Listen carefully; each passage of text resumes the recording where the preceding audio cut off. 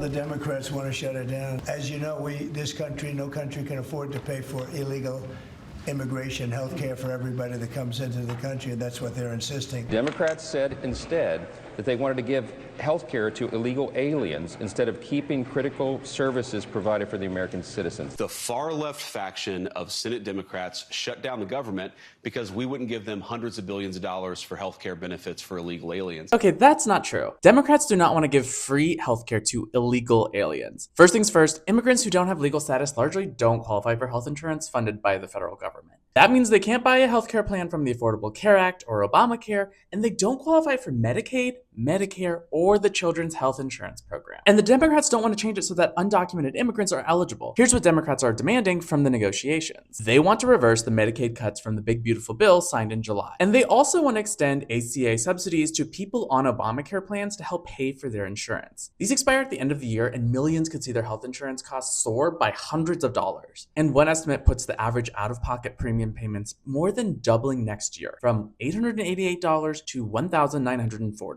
What could Republicans possibly be referring to in these shutdown negotiations? In the One Big Beautiful Bill, President Trump and congressional Republicans turned off that money to health care funding for illegal aliens. The Democrats want to turn it back on. So let's break it down. Lawfully present immigrants are able to get federally funded health insurance. Yes, that's the legal term, and no, there's not a consistent definition in our government to define it. But that typically includes immigrants who are legal permanent residents and green card holders. And it used to mean some migrant groups like asylum recipients and refugees until Trump's Big Beautiful Bill passed.